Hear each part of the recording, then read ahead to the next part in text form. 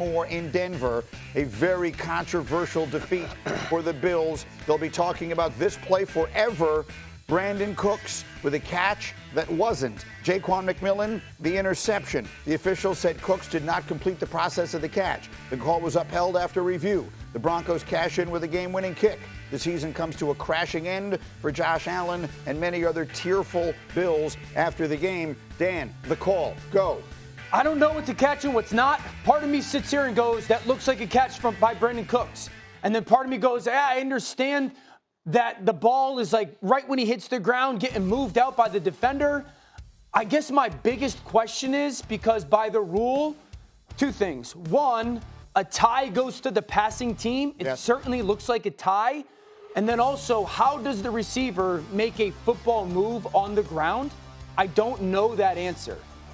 The point is that someone had to catch it. Right. So in this case, if the ball had just popped out, I think we all agree it would not have been ruled a catch. Would have been incomplete, right? The catch. It would have been an incomplete pass. But because someone caught it, there's no, they can't rule it an incomplete pass because someone had to catch it. In my opinion, if one person caught it first, it was Brandon Cooks. Yeah, no, 100%. This is a catch. I don't care what you say. It's a catch. It's ripped out of his hands. Yeah. It's ripped out of his hands when he's on the ground. Right. Now, I don't like Brent. We talk about body language all day today. His body language is awful. Get up and fight like, no, that's my ball. If he did, it would have been hard for that referee to say it wasn't a catch, or they certainly would have looked at it differently. Instead, he's laying on the ground like a puppy, and he ends up getting the ball ripped out of it, and the official's like, well, hell, he doesn't even have the ball. Interception. It's easier to call for that official the way he called it. The other thing is, too, by the way, a lot of things been on the officiating and all that kind of stuff.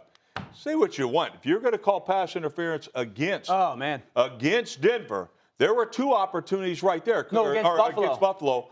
There were two opportunities right there because, quite honestly, the corner's early on this one. Say what you want. But he is early on this call. There's this play. But the McMillian play, but this is the one you're talking about. This is the one on Riley Moss that is not called. That's another one. And that's what you're saying is that if they didn't call this, then how they called the one on Taron Johnson in overtime seems extremely inconsistent. Absolutely. Inconsistent. Inconsistent is the key word there. And quite honestly, even on the interception, the Brandon Cooks interception, that's what I call it, Brandon Cooks interception. Right. The DB was actually early on that one, too. I'll just say that my heart is with you to the Bills Mafia. I don't know how you do it. I don't know how you keep getting up off the mat after these losses. It's every single year it gets worse and worse. And in this case, because there is no doubt, watching that game with the naked eye, which was the better team on the field, and the better team did not win because they just handed the game away so many ways. Buffalo is going to be sick to their stomach watching that tape. Yep. Because they are the better team and the better team lost. There's 8 plays where you sit there and go, self-inflicted wounds. I mean, the Cook fumble. This guy's the best back in football this year. He gives the ball away. That takes 3 points off the board. Now, it's a great hit by Denver, no question. Ball gets underground, they recover, but 3 points off the board. Is this the Josh fumble right before the half? Yeah. Josh can't do this. Okay. He knows he can't do this, but watch. Buffalo's there to recover the fumble, and they don't. Their big guy doesn't get on the ball, and they don't. That's 3 points once again. This sack fumble, that defensive end's getting double-teamed, Schefty. He's getting double-teamed. That's 3 points on the board. Josh, this is a missed throw. Put more air on it, it's a touchdown. And so these self-inflicted wounds, they're going to make Buffalo's going to be sick. And that to me is one of the issues. We're going to remember that game for the Brandon Cooks play. And people are going to talk about how officials blew that call, inconsistent, who had the ball. The fact of the matter is, Buffalo had 5 turnovers. They shouldn't have even been in that position to have a call decide the game, and it did. We're always going to remember that play. Sure. You're going to think of it like, did Dez catch it? He caught it or not? It's going to be the same thing.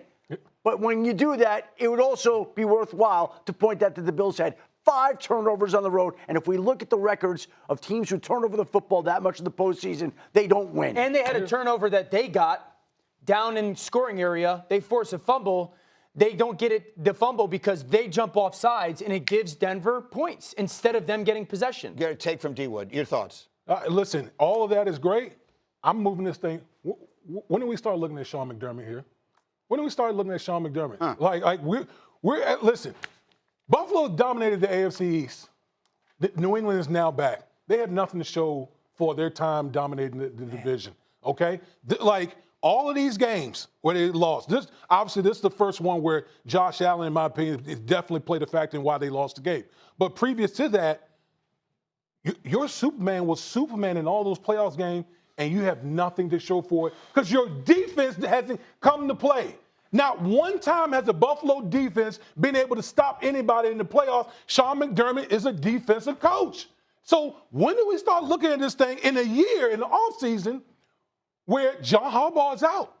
Because we've constantly said that Baltimore's had the best roster. They got a 2-time league MVP, and they have underachieved. Has the Buffalo Bills underachieved? Absolutely, because they got the best player in football. They won more games in this stretch than any team ever in a stretch of this length without playing in a Super Bowl. Shefty. Well, first of all, Josh Allen turns 30 in May. So that clock is running right now, and it feels like they've had so many chances where they could have broken through, especially this weekend, and they haven't done it. So you raised the Sean McDermott question. They have not given any indication that they'll do anything. Now, that doesn't mean they won't, but in a year where John Harbaugh is let go, all of a sudden we ask this with most teams. But so far to Buffalo, there's no indication that anything will change.